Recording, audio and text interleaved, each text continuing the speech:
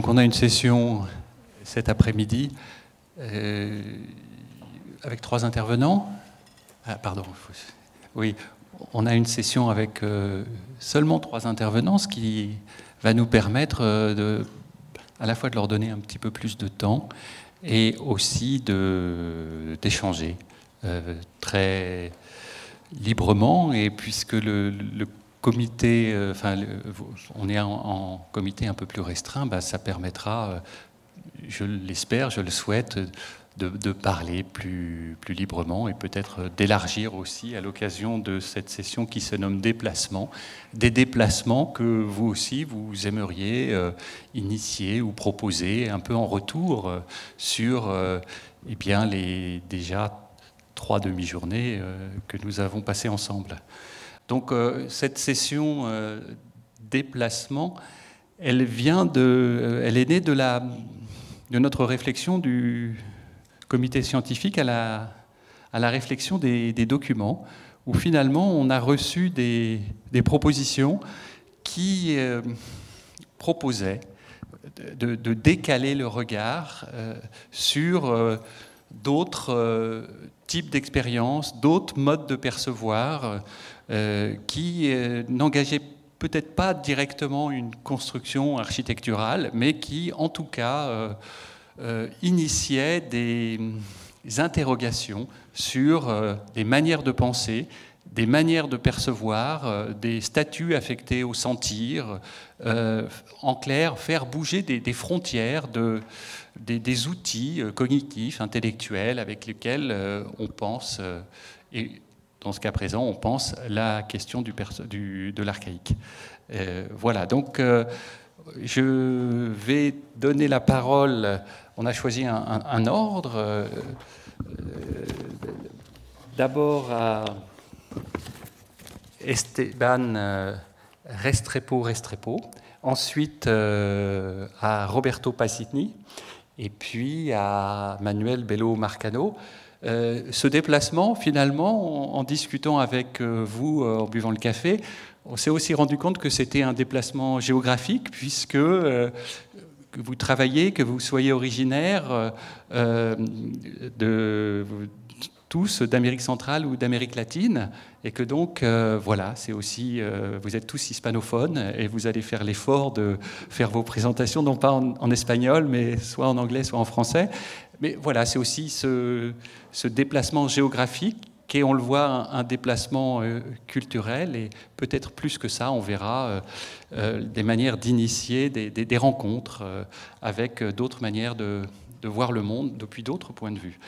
Alors on va commencer par une expérience littéraire, on pourrait dire, puisque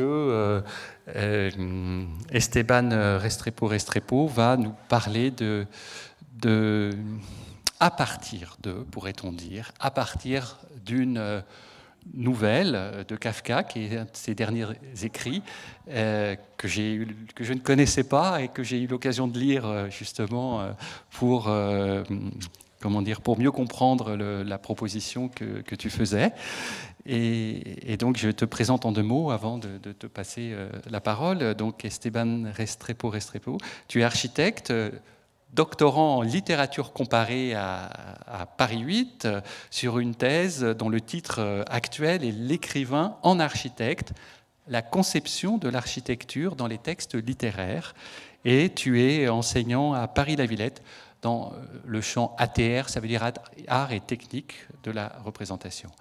Donc, tu as un quart d'heure ou un petit peu plus, 2-3 minutes avant, je te ferai un signe pour te rappeler ces contraintes horaires. Et tu m'avais précisé que tu voulais laisser les images littéraires faire leurs œuvres et que donc il n'y aurait pas de projection.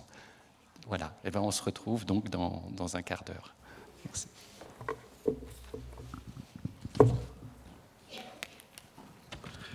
Bonjour. Ma communication s'intitule « Sur les traces de l'architecture avant l'architecture » dans un récit de Franz Kafka. Quelques mois avant sa mort, Franz Kafka écrivit ce qui fut l'un de ses derniers récits, Der Bau, traduit souvent en français par le terrier, mais que nous préférons traduire par la construction, ou mieux encore la demeure, pour des raisons qui seront facilement comprises par la suite. C'est l'histoire d'une créature qui, isolée du monde et atteinte d'un degré avancé de paranoïa, décide d'entreprendre la construction d'une demeure lui permettant de mener une vie paisible et surtout de contrecarrer l'éventuelle attaque d'un ennemi potentiel dont les signes d'existence se réduisent à un sifflement imperceptible, entendu au loin par la créature. Pourtant, la créature kafkaïenne se trouve dans un état de précarité technique extrême, incapable de dresser artificiellement de la matière et de la faire tenir debout durablement afin de l'habiter dans les interstices. L'espèce de la créature ne nous est jamais franchement révélée. Elle se situe dans une zone d'indiscernabilité et d'indécidabilité entre l'homme et l'animal, comme le précise Gilles Deleuze dans Francis Bacon, Logique de la sensation, à propos des peintures de l'artiste anglais, mais aussi des personnages de Kafka lui-même. Ça, c'est très important parce que ce n'est pas forcément l'animal, ce n'est pas non plus précisément l'homme, c'est précisément un être indéterminé. C'est pour ça que je l'appelle la créature. Dans cette communication, nous voudrions explorer quelques stratégies spatio-matérielles antérieures à l'archétype architectural de la muralité ou de la solidité frontale, proposée par la créature du récit de Kafka et par lesquelles elle cherche à atteindre le même but que celle-ci, à savoir assurer la protection, la survie et l'apaisement de l'habitant face aux forces de l'extériorité redoutées, ou pour reprendre l'expression de Bachelard, au drame de l'univers. Première stratégie, construire sous terre. Du fait de son incapacité technique, le personnage kafkaïen opte pour une demeure souterraine. Pas besoin de construire, seulement d'excaver. Si le mur est l'archétype de la construction verticale, réussite de la technique et de l'esprit contre la gravité ou contre la pesanteur, comme le rappelle Schopenhauer, la galerie pourrait bien être l'archétype de la construction souterraine. Dans l'architecture négative de l'excavation, la matière existe déjà là, comme un bloc, une totalité informe, et la créature, à l'instar du sculpteur, en enlevant des morceaux de terre, fait surgir à la fois la figure et le fond. C'est une figure de vide qui prend forme et se libère d'un excès de matière, tout en demeurant enfermée au milieu de la terre elle-même. Pourtant, les galeries ne sont pas des simples excavations. La créature souhaite stabiliser leur forme afin d'éviter les éboulements à l'intérieur de sa demeure. Je cite Kafka. « C'est avec mon front que mille et mille fois, la nuit, le jour, je me suis jeté contre la terre, heureux quand ma tête saignait, car c'était une preuve que la paroi commençait à devenir solide. » Fin de citation. Notons que l'architecture de la demeure souterraine subvertit les traits relevant de la visibilité propre à l'art de bâtir et fondamentaux pour sa perception. En effet, toute architecture se donne à voir grâce au vide qui l'entoure et qui l'isole de sa propre masse.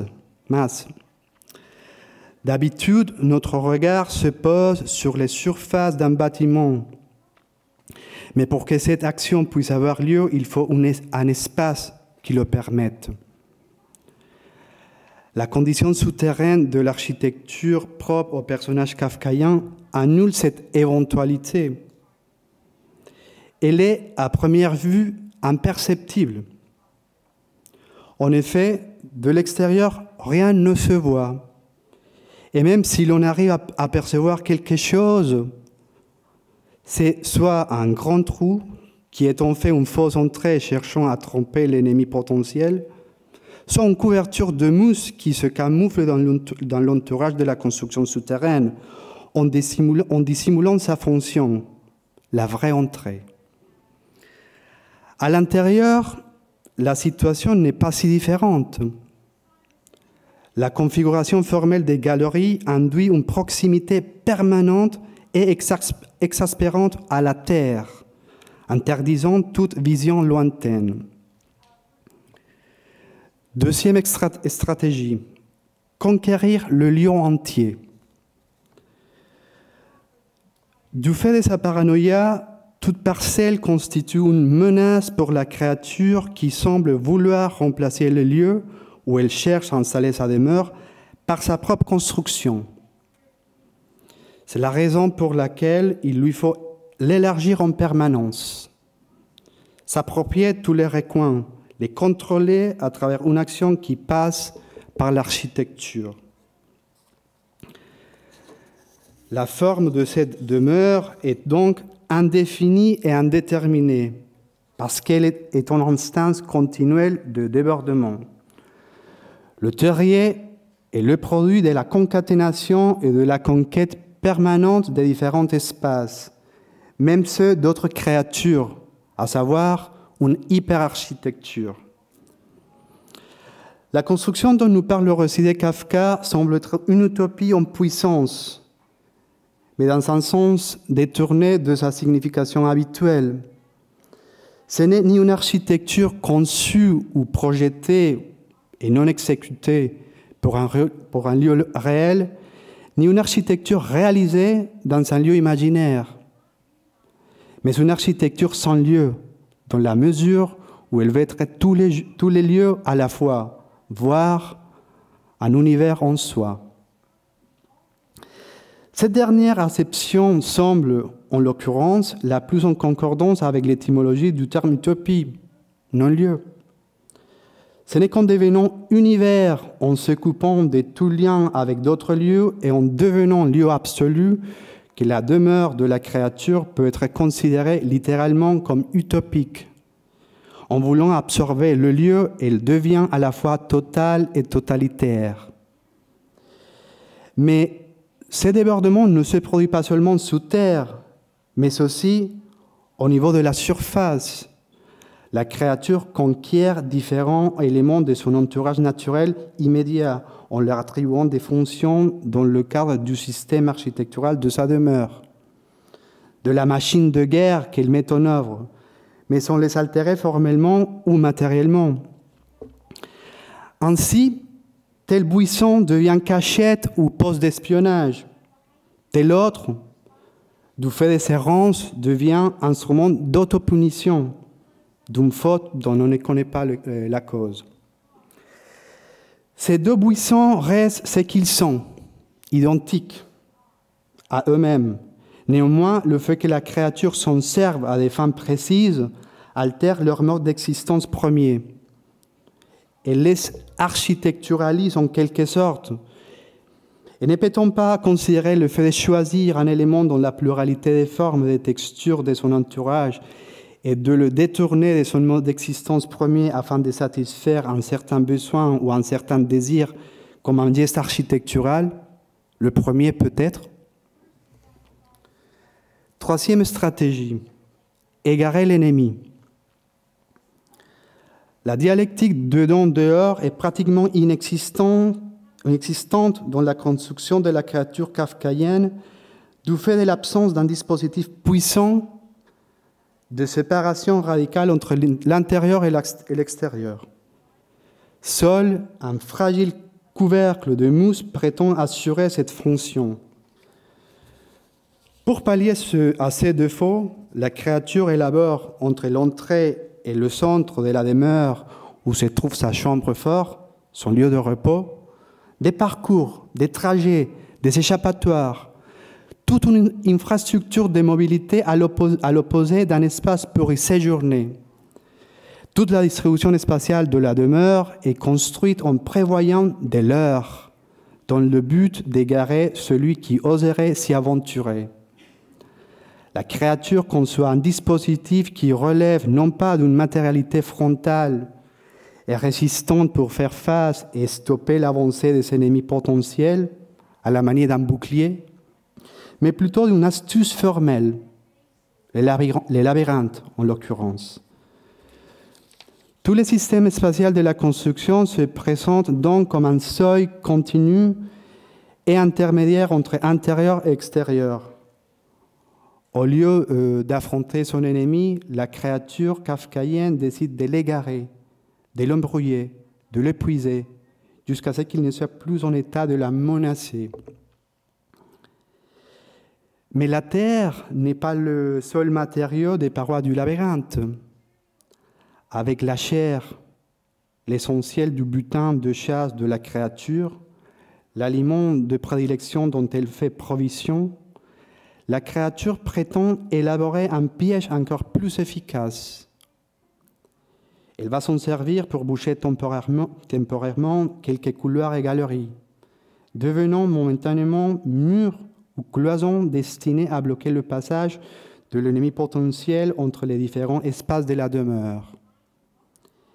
Grâce à cette mobilité du cloisonnement par la viande, les systèmes spatiaux se modifient en permanence et fonctionnent comme un labyrinthe à la disposition spatiale changeante, voire modulable. Ainsi, la victoire face à l'ennemi peut être assurée non seulement par son épuisement suite à une recherche devenue vaine, mais aussi par le changement permanent de la configuration spatiale de l'habitacle pouvant conduire l'ennemi à la folie. Quatrième stratégie, devenir gardien. Or, comme les stratégies précédemment évoquées ne semblent pas suffire à la créature pour assurer sa tranquillité, la surveillance va devenir une pratique inévitable et nécessaire pour elle. Elle considère sa demeure comme vulnérable, avec des caractéristiques insuffisantes pour la défendre.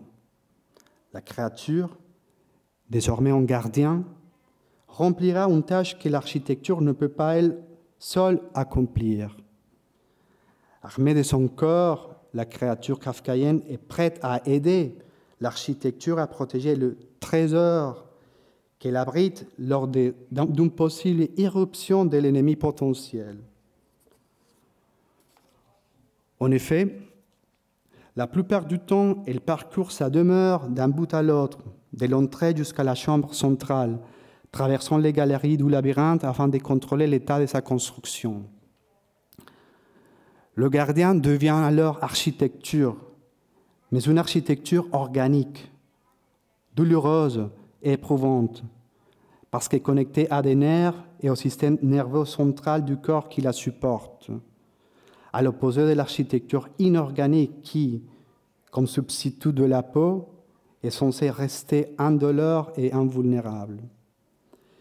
Déconnectée de notre propre corps et constituée de la matière d'autres structures, végétaux et minéraux notamment, la peau architecturale nous rend insensibles à l'extérieur. L'architecture gardienne est donc une architecture d'avant la récréation et la virtualisation des fonctions corporelles en murs, toitures, portes, fenêtres, voire avant le passage de leurs conditions endosomatiques vers une condition exosomatique. Dans le récit de Kafka, la créature semble avoir perdu la conscience des limites de son propre corps et des limites de l'architecture dans laquelle elle demeure. La terre de sa demeure, durcie de son propre sang, est reliée à elle par des nerfs qui font que tout ce qui arrive à l'architecture qu'elle a construite l'atteint et lui fait mal, ainsi qu'elle nous le fait comprendre. Je cite, « Hélas, c'est justement parce que je suis possesseur de ce grand ouvrage, si fragile, que je me trouve sans défense contre toute attaque un peu sérieuse. Le bonheur de le posséder m'a gâté. La fragilité du terrier m'a rendu sensible et fragile. Ses blessures me font mal comme si c'était les miennes. Fin de citation. Avec cette dernière stratégie, l'architecture semble échouer comme moyen permettant d'assurer la protection, la survie et la paix de la créature. Pourtant, l'architecture n'est, pour le personnage kafkaïen, qu'un parmi les différents dispositifs possibles pour faire face aux forces imprédictibles de l'extériorité. À ce stade, la créature envisage sérieusement d'abandonner définitivement sa demeure pour tenter quelque chose d'autre, inventer un autre dispositif plus approprié à ses besoins et à ses angoisses. C'est cela ou la reddition vis-à-vis de l'ennemi potentiel, qui d'ailleurs n'arrive jamais, le récit de Kafka demeurant inachevé. Tout ce que la créature a construit l'a été en fonction de l'ennemi potentiel qui pourrait faire irruption dans son espace vital, d'un événement qui pourrait survenir mais qui n'arrive jamais.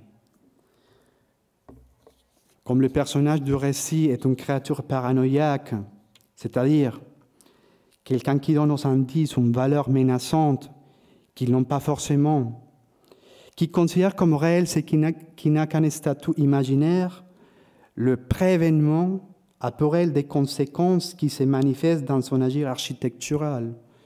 Il a la valeur de l'événement lui-même. La puissance s'est faite acte. Et ce n'est pas ce délire paranoïaque incarné par la créature kafkaïenne qui constitue et fonde l'architecture avec un grand A, matérialiser un plan de défense contre l'événement avant qu'il n'arrive, même s'il n'arrive jamais. Je vous remercie.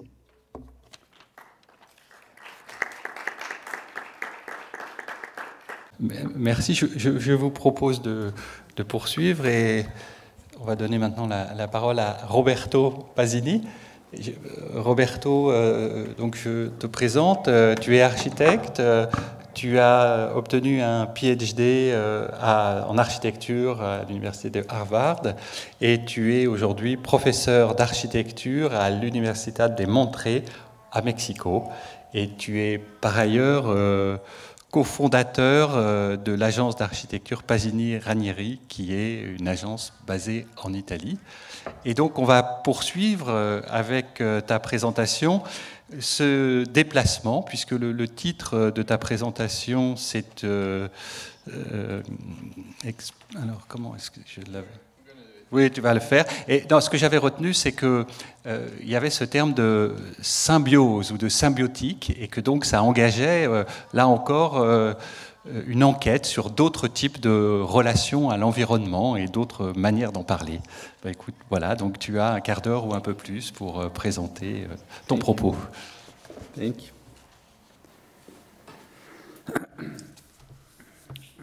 Tout d'abord, je voudrais remercier les amis de Gerfo qui m'ont donné l'occasion d'être présent ici avec vous. Merci pour leur hospitalité et la possibilité d'être dans cette merveilleuse ville de Paris en séjour. Voici Monterrey, au Mexique, l'endroit d'où je viens. C'est en lien avec ce que je vais vous présenter aujourd'hui, parce que vous voyez les trois éléments présents ici, les montagnes abruptes, l'extension horizontale de la ville et l'empilement vertical des tours construites sur ce lieu. Voici mon école, l'école d'architecture de Monterrey. Et là, je pense que j'ai payé mon écho aux instances qui ont payé mon voyage retour. Je vais vous montrer quelques images avant ma présentation. Voici le sous-titre du livre, Voyage à travers les régions du paysage, qui va paraître dans quelques jours chez Springer. Et le titre, en fait, c'est modèle de paysage et d'espace post-urbain. Je voudrais aller un petit peu en arrière. Je l'aurais fait autrement, mais bon, les éditeurs l'ont préféré ainsi. Le livre parle de plusieurs choses. Dans l'introduction, c'est comment il faut définir ce qu'on appelle le champ symbiotique, en référence à ce continuum de paysages où l'on vit après la chute de l'Urubu, ce qui séparait l'espace urbain de l'espace rural, décrit notre condition géographique dans laquelle on vit aujourd'hui, les attributs de cette nouvelle urbanité, nouvelle vie urbaine.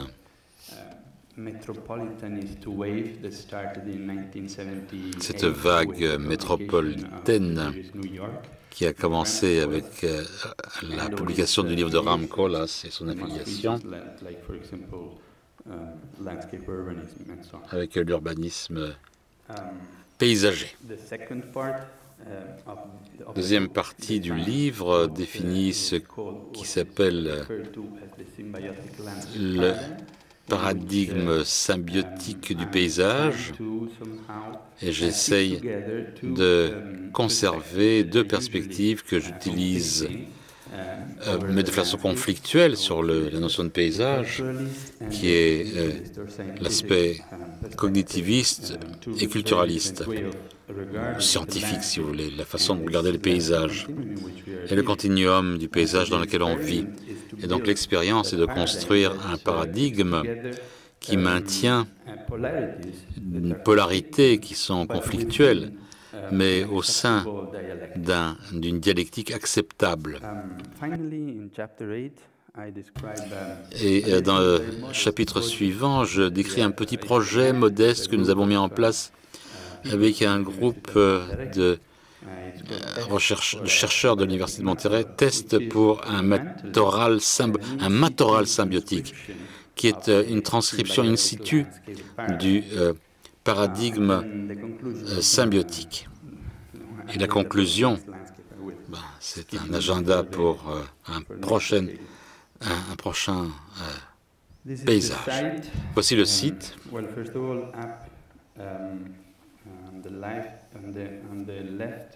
À gauche, vous voyez la conglomération de Monterrey, une ville de 5 millions d'habitants qui se heurte à la Sierra Madre orientale du Mexique. Vous voyez les sommets qui sont très pittoresques. Et en bas, vous voyez le site lui-même qui est situé où le petit cercle rouge est placé. Voici une vue aérienne du site. Il y a un chemin. J'ai soumis mon papier, mais je vais lire simplement une page.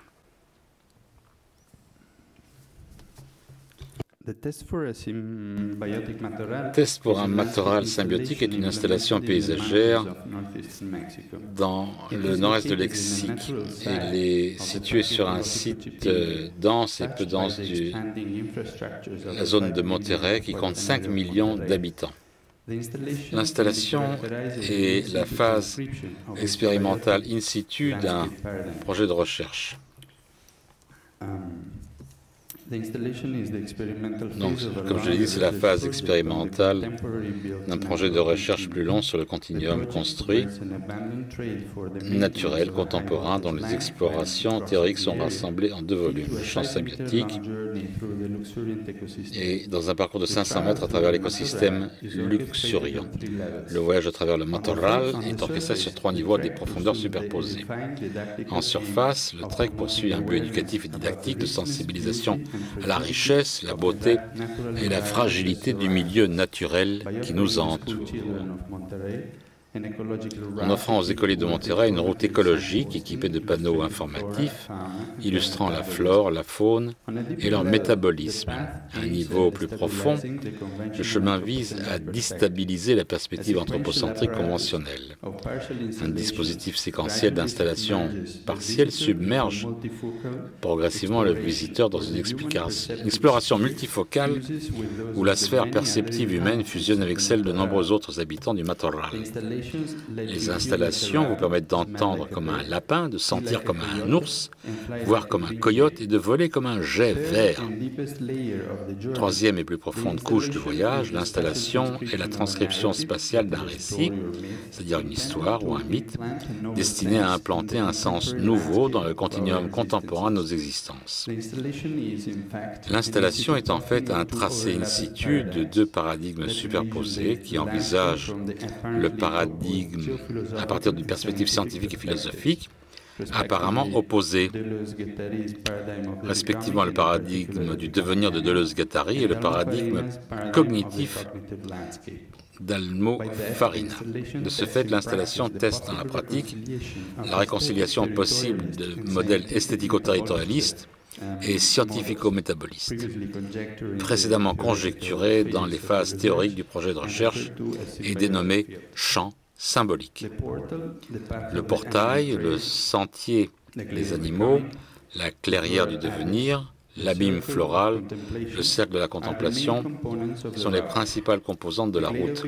Sur la clairière du devenir, un récit est tracé dans un jeu d'ombre entre roches, eau, cactus, qui culmine dans l'installation centrale de l'établissement du totem, au croisement de l'axe du devenir démon, et l'axe du trait fonctionnel. Les figures archaïques émergent de la profondeur de la Terre pour donner forme au présent, en implantant une nouvelle mythologie d'anciennes formes dans des continuums actuels. Je vais vous montrer quelques images du projet, commençant par celui-là, qui rapproche tous les éléments qui caractérisent l'endroit. Feuillage merveilleux du Matorral, qui est un écosystème, du feuillu, similaire au maquis méditerranéen, mais qui est placé dans la Sierra Madre orientale du Mexique, et cette merveilleuse arbre fruitier avec l'infrastructure d'éléments, ce pylône violent de ligne électrique. Voici une route, nous avons mis en place une route ou un chemin qui commence, qui traverse plusieurs autres sentiers qui sont identifiés et des informations scientifiques sur les animaux qui y vivent. Il y a un parc central qui est la plaine du devenir et là il y a une concentration d'un certain nombre d'installations qui impliquent le visiteur dans un échange, qui implique le visiteur. L'abysse floral et en même temps les cartons sont sur la végétation et qui se termine par le cercle de la contemplation qui se heurte à la montagne où les chemins bifurquent. Et c'est la fin du parcours. Voici la condition originelle du trek, une végétation extrêmement dense. Tout d'abord, nous avons conçu le portail, et ce portail qui sépare le monde des humains du monde animal, de nombreux animaux. Voici le portail, l'entrée. Voici l'information qui est gravée sur cette plaque de métal pour donner un sens de l'orientation aux visiteurs. Nous avons cartographié toute les niveaux et nous avons transformé cette cartographie en, vous voyez, quelques informations sur le métabolisme de l'écosystème et des animaux. Il y a aussi une faune d'insectes principalement. Et on fait la séparation entre ceux qui volent et ceux qui rampent.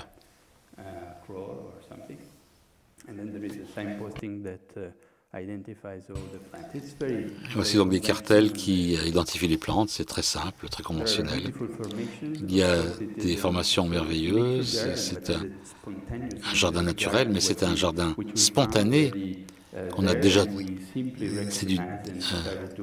déjà fait, et on identifie les composants. Vous voyez une formation, quand vous commencez la visite, ces merveilleuses fleurs qui, en 1h30 après la fin de la journée, vont s'ouvrir et créer une composition complètement différente, composition florale. Voici le jour de l'inauguration. Son nom, c'est Maria. Elle est professeure à Monterey et c'est les premiers pas des enfants à travers ce portail. Et puis tous les autres suivent. Le groupe était dirigé loin de l'infrastructure humaine vers le matorral, séparé en petits groupes pour leur donner des informations sur la flore et la faune. Quelques informations données par Fernanda Roses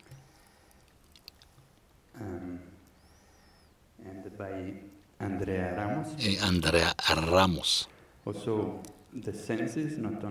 Les sens. Il ne s'agit pas simplement d'avoir une impression, une information scientifique, il faut toucher, sentir. À un niveau plus profond, on a tenté de déstabiliser d'un point de vue anthropocentrique ce paysage. Voici la clairière du devenir. On a tenté le paradigme du devenir animal de Guattari, pas Guattari, une série de 3 axes qui sont devenir animal, devenir oiseau, devenir coyote, devenir ours, devenir oiseau, devenir coyote, où le visiteur est amené dans les sphères perceptuelles de chaque espèce, dans une séquence de 3, plus la 4e qui est l'oiseau, le jet vert, dans l'observatoire, en haut, ce qui crée un axe longitudinal qui est d'animalité multiple, ce qu'on appelle le chemin du devenir d'aimant. On abandonne notre condition humaine pour devenir quelque chose de différent. Ici, un petit peu d'informations sur les espèces que l'on peut, qu'on suggère aux visiteurs. Ici, c'est les jeunes visiteurs qui approchent la clairière et le groupe qui nous a aidés à impliquer les enfants dans certaines, disons, performances et jeux. Ils passent à travers l'arche, ils commencent à voir ici le lapin, enfin le garenne plutôt, et ils regardent le paysage à travers la perspective du lapin de garenne. Second animal, c'est l'oiseau qui s'élève au-dessus de la clairière et il invite les enfants à ramper aussi. Et ils commencent à expérimenter les attitudes de cet animal. Et ils y prennent plaisir. Et le 3e animal, c'est le coyote. Et à part l'attitude et l'expérience de l'animal, il y a aussi des informations scientifiques sur l'espèce. Et on termine avec le jet vert sur l'observatoire. Et les enfants sont invités à grimper sur l'observatoire, cette petite échelle, petite tour d'observation et avoir une nouvelle perspective sur le matorral. Cette couverture très douce des collines sur les pentes de la Sierra Madre orientale. Il s'agit aussi d'implanter une mythologie. Et il y a une série d'installations que l'on pourrait appeler plus artistiques. Les branches du matorral, d'un côté, sont entremêlées dans ce qui devient une sorte d'allée couverte avec l'intervention d'un artiste local qui nous a aidés à mettre en place cette installation, Gillo Reorreta. Une fois qu'on entre peintre ce portail, on voit d'autres installations que l'on voit ici, les trois axes du devenir animal, les trajectoires du devenir démon, la tour d'observation des oiseaux. On n'observe pas les oiseaux, en fait, on observe du point de vue de l'oiseau. Et l'axe central que je vais vous montrer sur ce diagramme. Ici intervient le second paradigme, celui d'Almofarina, ce qu'on appelle l'axe fonctionnel qui va de l'un, nopal, formation nopal, à une autre formation nopal de l'autre côté, et par la présence de deux sculptures qu'on a placées, et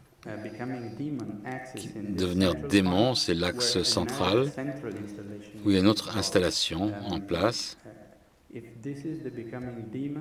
Si ça c'est le devenir démon et le paradigme de devenir animal, ça c'est le paradigme géophilosophique et ça c'est le paradigme cognitif qui est dans le site et il passe ce point avec une pierre levée, soulevée en fait, et une autre pierre sur le sol avec une légère concavité qui reçoit l'eau. Il y a un jeu d'ombre entre la pierre élevée, la pierre soulevée et la pierre sur le sol, et une réfraction, elle est transparente.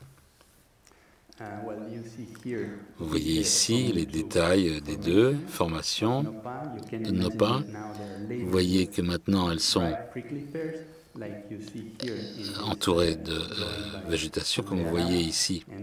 Ce dessin de Ramos et l'autre information verticale, c'est la verticale ou horizontale.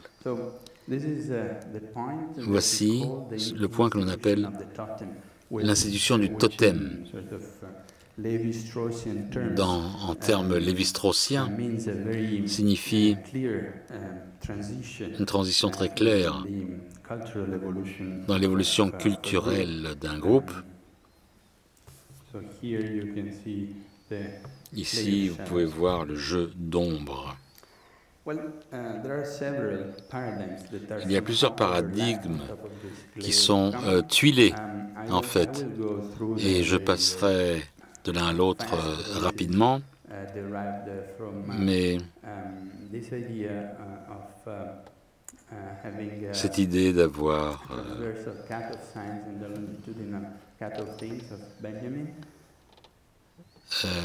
un aspect longitudinal et un aspect latitudinal, avec différentes interprétations de Benjamin à travers Deleuze et Guattari, le positionnement de deux observateurs différents. C'est l'observateur qui passe le long de ce chemin. Il est immergé dans le temps chronologique, le temps de Chronos, et l'autre, c'est l'observateur immobile, et lui, il est immergé dans une autre temporalité. notre façon de voir le paysage. Et donc, voici la superposition des divers paradigmes que nous avons vus, et on voit une multiplication des observateurs qui ne sont pas seulement humains, mais aussi animaux, insectes.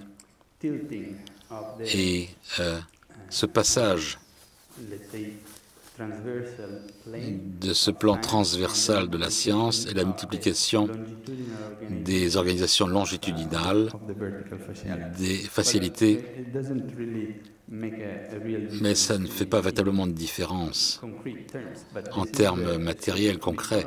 Mais c'est cette mythologie qu'on tente d'installer dans cette installation, si j'ose dire.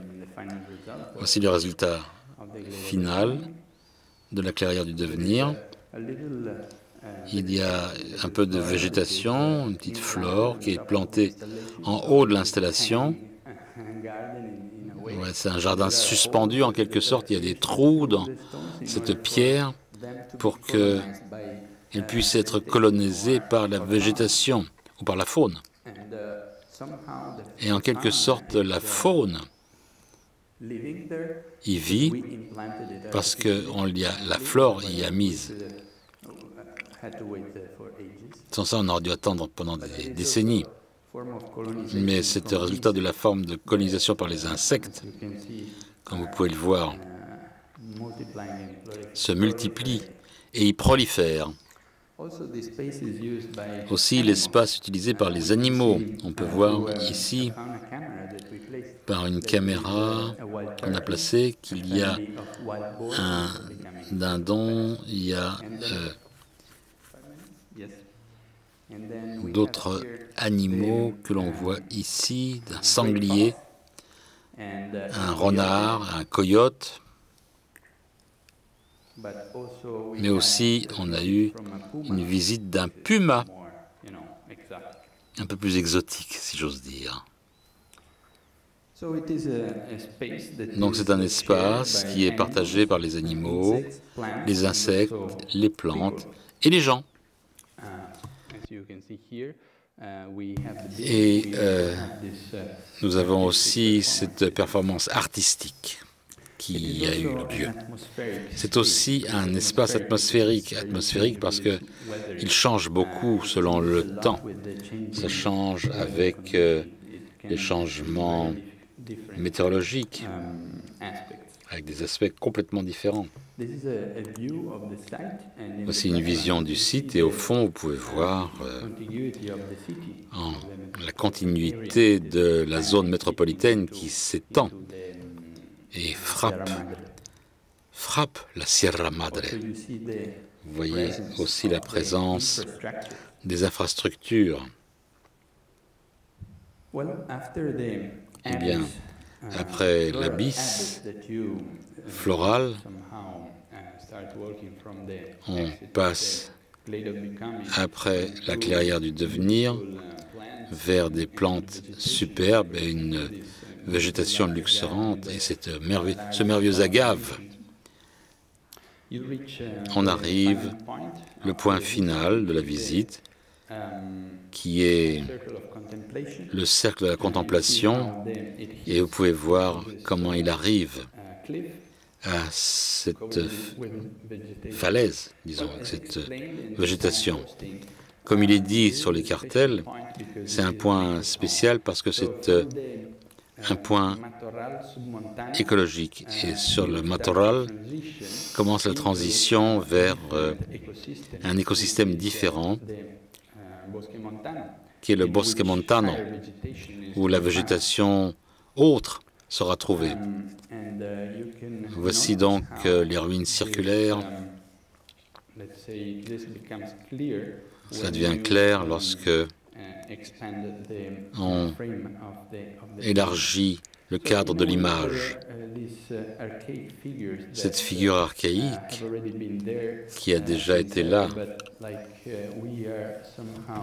nous l'avons identifiée et l'avons rendue plus visible et très clairement perceptible et tenter de l'expliquer en termes géophysiques et en termes scientifique. À la fin, nous avons un programme de 2 ans de visite de sites avec des groupes différents d'étudiants, des primaires de Monterey, et nous avons une petite interview avant le passage et une autre interview à la fin de la visite.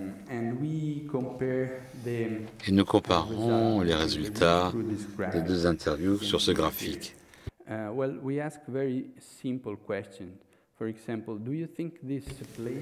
Pensez-vous que cet endroit est beau? Combien d'animaux pensez-vous qu'ils vivent ici? Combien de plantes différentes pouvez-vous trouver ici? Et nous posons des questions. Pouvez-vous nommer une série d'animaux dont vous pensez qu'ils vivent ici? Pensez-vous que cet endroit est intéressant pour que nous, qui vivons dans la ville, puissions venir y voir des choses?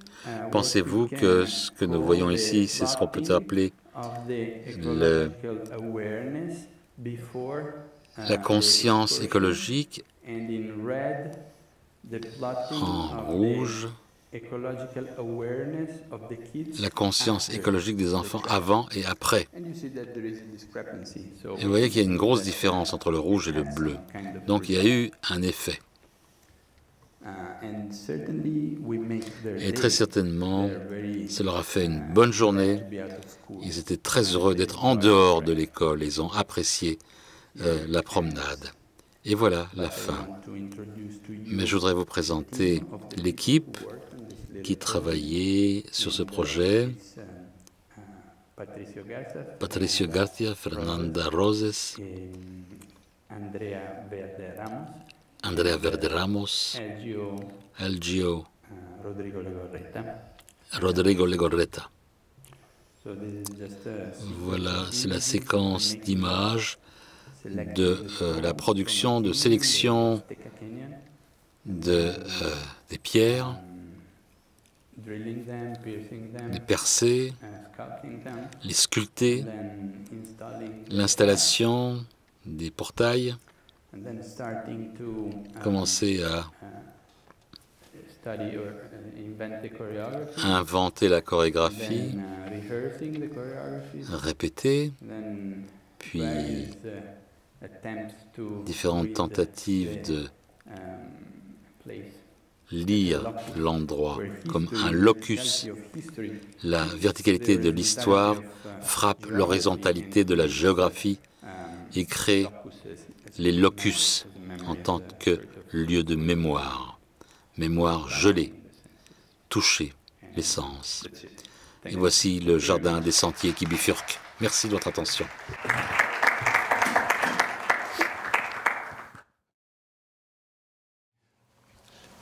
Il me semble qu'il y a déjà tellement de choses à mettre en dialogue entre les 2 approches et les 2 relations à l'espace et à l'environnement qui peuvent être, évoquées et appréhendées, que je propose qu'on garde toutes les questions qu'on peut avoir en tête après la 3e présentation. Et alors, je reprends mon papier pour ne pas écorcher le nom et les présentations. Donc, Manuel... la parole. Donc Manuel Bello Marcano, tu es architecte, docteur en sciences sociales et tu es maître assistant en architecture à l'École nationale d'architecture de Saint-Étienne, où tu es aussi le responsable d'un groupe de recherche qui s'appelle Transformation et membre du Centre interdisciplinaire d'études et de recherche sur l'expression contemporaine. Voilà, eh bien écoute, je te donne tout de suite la parole pour... continuer autour d'une certaine manière des non-humains, puisque je crois que ton papier s'appelle « Revenons à nos moutons ». Oui, effectivement. Merci pour et pour les communications que je viens d'écouter, qui font vraiment écho à mon propos, qui est un propos plutôt théorique. Donc je vais essayer d'être le plus clair possible, même s'il y a beaucoup de choses qui sont en jeu. En tout cas, oui, je l'ai intitulé « Revenons à nos moutons, l'architecture et l'animal ». Un train au Japon qui aboie pour éviter d'écraser les cerfs en pleine voie. des canards qui désherbent les rizières en Camargue. Je crois que c'est... Voilà. Des rizières en Camargue. Des moutons d'Ouessant qui entretiennent les bords du périphérique à Paris en éco-pâturage. Des ânes et des chevaux qui défrichent le futur tracé d'une ligne de train Serqueux-Gisors. L'actualité régurgite de rapports anthropo-zoologiques, à la fois innovateurs et étrangement anciens. Et si pour voir plus loin dans le futur, nous avons besoin de voir plus loin dans le passé, l'architecture, et à ce moment-là, je vais faire une distinction précise. Je comprends par architecture une forme d'organisation. Donc là, on pourra revenir sur cette définition, mais je vois qu'il y a pas mal d'échos dans la présentation précédente. L'architecture donc, semblerait pouvoir témoigner de l'union de ces deux extrêmes qui sont l'archaïque et le technologique. Réhabiliter, urbaniser, protéger, ces actions que nous avons toujours prises comme le fond de commerce de la discipline architecturale se retrouvent aujourd'hui orphelines de contexte et vidées de leur sens, après les ébats d'une modernité cyclopéenne dont le seul œil nous restreignait au progrès. Entre-temps, le monde humain devient de plus en plus étrange pour la diversité du vivant. La mélodie vitale du monde, je reviendrai sur ce thème de mélodie qui est très important, la mélodie vitale du monde se voit désormais menacée par des distorsions anthropologiques qui l'assourdissent. Un peu plus bas ou un peu plus haut?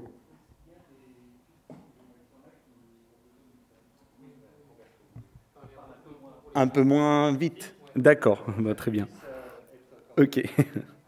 Bon, la mélodie vitale du monde se voit désormais menacée par des distorsions anthropologiques qui l'assourdissent, nous laissant dans un silence stérile qui normalise et appauvrisse la richesse de la vie, et non des modes de vie. Dans cette communication, donc, nous allons questionner le rôle de l'architecture comme lieu constitutif de communion avec l'animal, à travers la valorisation et l'ouverture à ce qui nous est étrange, comme forme de partage de la vie et de la mort, et finalement comme relation architecturale à l'enfermement et à la protection. Ainsi, nous allons ouvrir ce questionnement sur 3 mouvements. Premier mouvement que j'ai intitulé « La fabuleuse étrangeté des mondes ». Tout d'abord, il va falloir se poser la question de savoir si la rencontre de l'autre est-elle vraiment, à la base, une problématique de l'architecture. Sortir de soi-même pour rencontrer l'autre peut être un chemin privilégié pour ouvrir la pensée architecturale vers d'autres horizons. Or, traditionnellement, un des buts de l'architecture est de dépouiller le monde de son étrangeté, afin de le transformer pour nous y sentir plus chez nous. Nous, les architectes, maîtrisons la nature pour la rendre toujours plus humaine, familière. Mais le monde dans lequel nous vivons n'a plus besoin de se protéger des intempéries inclémentes de la nature. L'être humain n'est pas une espèce en extinction.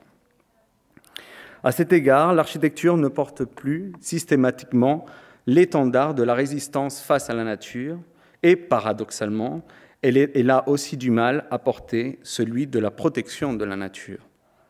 Quelle peut être donc l'architecture de l'architecture? Aujourd'hui, pour répondre à cette question, nous devons éviter la séquestration de la pensée architecturale par des écologies opportunistes basées sur les catastrophes environnementales et les systèmes technocratiques de mode de production. Pour tracer la fresque d'une métamorphose de l'architecture, il va falloir donc voir le monde autrement. Et si la première tâche de l'architecture est plutôt de penser l'altérité en dépouillant ce monde objectif de sa familiarité, de sorte que nous nous y sentions un peu moins chez nous, comme le remarque Vinciane Deprez. Que veut dire en effet ce « nous » aujourd'hui, quand nous ne découvrons plus seulement que nous vivons avec des humains de cultures différentes, mais avec des non-humains qui sont les animaux? Comment penser l'architecture face à telles altérités? Actuellement, élargir ce qui est familier et partager ce qui est étranger est une double responsabilité de l'architecture, car il s'agit autant de penser l'autre que de réaliser et d'assumer qu'on est pensé par l'autre. À cet égard, un des buts de l'architecture en tant que discipline pourrait être de penser l'étranger humain et non humain. Comment réveiller l'architecture donc de ce sommeil humaniste? Penser l'animal est plus qu'un problème de construction d'un bâti. C'est un problème de cosmologie. Nous allons devoir travailler avec ces altérités plurielles que sont les animaux afin de nous permettre de penser autrement l'architecture, ses marges, ses frontières, la définition d'un nous, d'un vous et encore d'un eux dans lequel collaborer. Considérer l'architecture de ce monde dépouillé de sa familiarité nous oblige donc à réajuster et à décaler la discipline architecturale de son cadre classique. Donc voilà ce qui m'amène à ce deuxième mouvement que j'ai intitulé « Un amour cannibale ». Humains et animaux partagent depuis des millénaires non seulement la terre comme demeure, mais aussi des histoires de lutte et de résistance face aux forces adverses de la nature. Depuis le néolithique, il y a 10 000 ans environ, l'être humain a élevé des animaux pour l'abattage. Durant tout ce temps, ces animaux ont participé du monde des humains. Ensemble, ils ont partagé la vie et la mort comme mode d'existence, ainsi que le travail, la nourriture et la manière d'agir avec la nature, dont souvent ils se protègent collectivement. Domestiquer et protéger pour ensuite abattre et consommer est un des programmes archaïques de l'architecture de cette communauté humain-animale. La domestication est ainsi une forme d'organisation du monde, c'est-à-dire une forme d'architecture. En France, cette forme d'organisation est d'une longue tradition, mais depuis la Deuxième Guerre mondiale, nous avons vidé progressivement nos territoires ruraux au bénéfice d'une mécanisation de l'élevage et de l'abattage. Nous avons de ce fait violemment transformé non seulement nos modes de vie, mais la vie en elle-même, ses représentations, ses pratiques et ses imaginaires. Nous nous sommes trouvés coincés entre l'exotisme des animaux sauvages, que nous devions protéger comme une obligation écologique, voire même esthétique, et l'endotisme des animaux de compagnie et domestiques, dont les représentations gastronomiques et affectives ont modifié notre rapport quotidien à la vie et à la mort. Aujourd'hui, face à la mécanisation et la systématisation industrielle de la mort, le retour à des gestes anciens d'élevage et d'abattage de l'animal semble préfigurer l'organisation d'un autre monde. Les méthodes d'élevage anciennes sont devenues non seulement un problème éthique, mais des arguments de vente. Or, ces gestes, à présent économiquement luxueux, ont autrefois construit des lieux de partage, des territoires, des paysages et des milieux considérés désormais comme patrimoniaux. Ils ont été porteurs d'une signification spatiale, tout en étant une structure élémentaire de communication interspécifique humain-non humain, humain-animal. Réfléchir aux marges des frontières du monde à partir de ces gestes et de ce qu'ils communiquent est, à cet égard, un problème d'architecture. Car ce sont ces marges et ces liens qui définissent nos espaces de vie, notre subjectivité et notre rapport au monde. La mission étant de protéger la vie dans sa diversité, son épaisseur, afin de préserver la possibilité d'explorer un monde qui ne soit pas systématiquement familiarisé, mais encore inconnu, dérangeant, étranger.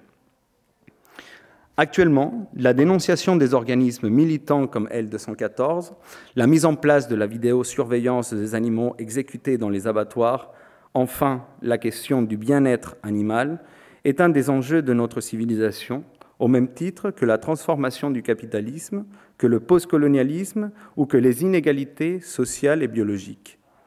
La cruauté, la souffrance, le cannibalisme et le sacrifice, ou au contraire, la dignité, le respect, la liberté, sont des notions qui résonnent quotidiennement et dont les échos et les implications dans le monde humain semblent venir de très loin.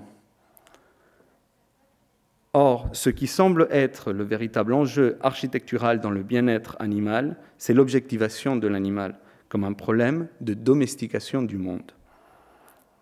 En effet, le bien-être animal renvoie à des conditions de confort environnemental, toujours basées sur la domestication.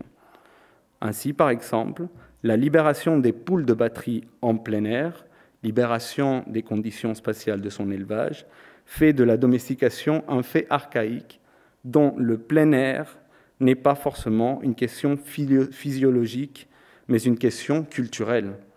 Probablement, si on libère une poule, elle ne survivrait pas longtemps dans le plein air à côté d'une forêt. Sommes-nous face à une inéluctable abattoirisation du monde ? La domestication, l'élevage et l'abattage nous obligent à penser l'animal comme un problème d'anthropomorphisme. On parlait ce matin d'ailleurs sur cela. C'est-à-dire comme forme qui nous forme, comme plasticité et comme expression, mais aussi comme signe et puissance d'apparence. Si bien la forme de l'animal dialogue avec la forme de l'humain, c'est parce que l'humain intègre en lui l'animal. Accordés comme l'abeille et la fleur, l'animal et l'humain reflètent une sorte de consonance originelle dans laquelle l'un semble être fait pour l'autre. En effet, l'animal construit ontologiquement l'homme comme un degré de l'être, mais toujours sur une base biologique et physiologique. Ainsi, les protéines animales que nous consommons, source d'azote indispensable à notre vie, font partie intégrale d'un cycle biochimique qui nous lie au vivant en tant qu'environnement. Ce cercle fonctionnel entre l'organisme et le monde qui l'entoure, le monde environnant, c'est ce que Uexküll appelle « Umwelt », ce que nous avons traduit en France par « milieu ». C'est ce milieu, en tant que dialogue musical, que nous qualifions, comme le dit Uexküll, de mélodie vitale du monde. Donc le troisième mouvement, je l'ai intitulé « L'arche et l'abattoir » ou « l'architecture excentrique ». Comme le signale Uexküll, penser le vivant signifie penser un corps indissociable d'un monde qui l'entoure. L'élevage et l'abattage peuvent être des situations d'une nature spécifique où la lecture des signes des vivants dépend intimement de l'échange domestiqué-domesticateur. Ceci peut dévoiler les conditions spatiales primaires de la relation que nous entretenons avec les animaux. Autrement dit, être sensible à cette conversation est un outil de déchiffrage des conditions originales du monde. Alors, si nous avons remplacé l'abattage industriel, dans l'abattage industriel, le geste du corps humain par le mouvement de la machine, peut-on intégrer à ce même mouvement la lecture des signes propres au milieu de la bête ? Des chercheurs comme Temple Grandin ont avancé sur ce terrain. Or, quand nous parlons des animaux, nous nous trouvons souvent au centre d'un débat ancien entre vitalisme archaïque, voire même animiste, et un mécanicisme technologique et positiviste. Nous continuons à considérer dans ce contexte que l'animal est autant une machine qu'un être vivant, vision cartésienne. Mais cette dualité dans laquelle la vie de l'animal a été emprisonnée n'est que l'expression d'une unité fondamentale. Quel est ce point d'injonction où l'emprisonnement et capture du vivant a été, au niveau anthropologique mais aussi ontologique, un des objets privilégiés de l'architecture ? Un des philosophes fondateurs de l'anthropologie philosophique, Helmut Plessner, définissait l'homme comme un immigrant de la nature, incapable de racines car inlassablement contingent. L'existence de l'homme est toujours pensée par celui-ci comme un centre. Pour Plessner, l'être humain est donc continuellement une forme excentrique, c'est-à-dire la sortie de ce centre. Or, cet excentrisme n'est pas seulement ontologique, mais aussi spatial et architectural. À cet égard, ce n'est pas anodin si, suivant l'hypothèse de Hubert Damisch, nous pouvons considérer des structures légendaires telles que l'Arche de Noé comme le premier acte d'architecture. Ne pouvant trouver sa place qu'après le déluge, l'arche n'est pas seulement symbole de survie, mais elle est aussi l'incarnation de l'homme en tant qu'immigrant de la nature. Pour Damisch, protéger et agencer les animaux dans un espace restreint serait alors un des sujets premiers de l'architecture. Cependant, la logique excentrique de l'arche opère plus comme un mode d'ordonner des espaces de préservation des corps, humains et non humains, que comme forme d'organisation du vivant. S'agit-il d'une digression de l'architecture face à des siècles de relations anthropozoologiques ? Comment pouvons-nous, en conséquence, revenir à nos moutons afin de réparer le pacte humain-animal et pouvoir en réécrire l'architecture ? Voici une ouverture, l'architecture dans la nuit de l'animalité. Une solution se trouverait dans le fait de reconsidérer l'animal comme un phénomène original de l'homme.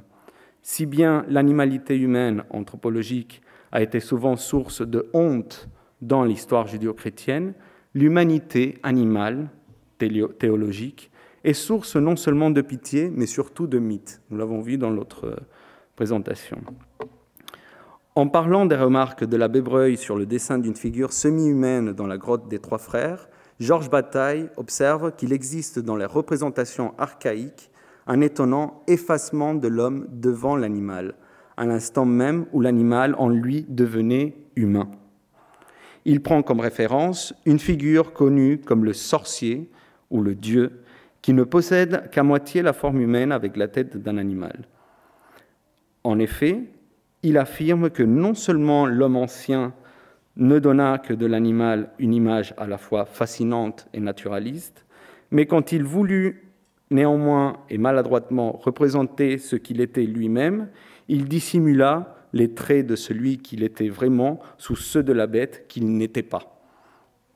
Bataille dévoile l'intérêt qui présente pour nous le passage de l'animal à l'homme en indiquant que pour l'homme primitif, le pas décisif eut lieu quand celui-ci, qui se voyait devenu tel, loin d'avoir honte comme nous de la part animale qui restait en lui, déguisa au contraire cette humanité qui le distinguait des bêtes. Il masqua le visage dont nous sommes fiers et il étala ce qui dissimule nos vêtements. Or, à quel moment l'animalité est devenue une chose dissimulée, voire invisible chez nous ? Et si la volonté de l'homme et de l'architecture n'a pas été seulement celle de contrôler l'animalité, mais de contrôler sa visibilité. L'étrangeté de cette chimère enfermée dans une humanité déguisée en bête nous renvoie forcément au mythe de Minotaure. Être monstrueux, enfermé lui aussi dans une architecture à l'image de son corps, un immense labyrinthe. Je pense notamment à la créature de Kafka dont on vient de discuter. L'histoire du sorcier de Bataille qui n'a pas honte de cacher son humanité derrière l'animalité, ou du Minotaure qui relie son animalité à celle du labyrinthe, illustre deux formes d'enfermement ainsi qu'une même ouverture sur les rapports anthropozoologiques que nous pouvons entretenir avec l'architecture. Dans ces exemples, l'animalité humaine semble disparaître pour mieux réapparaître. Elle se fait invisible dans le but de pouvoir redevenir elle-même. Cette condition d'animalité humaine peut être qualifiée de rapport de commensalité, où la fin de l'animal est le début de l'homme et vice-versa. Une architecture de la commensalité serait donc une pensée organisatrice, peut-être malgré tout colonisatrice, mais démunie des possibilités de causer des préjudices de l'un, l'humain, sur l'autre, l'animal. Or, un tel chantier est encore vaste, car ce défi architectural devrait être capable de construire culturellement une multiplicité de regards opératoires et complémentaires en repensant la dimension bio-cosmologique de la place de l'humain dans le monde à partir de l'animal. Et ceci n'est pas seulement une histoire économique, mais d'une certaine manière et surtout amoureuse. Merci.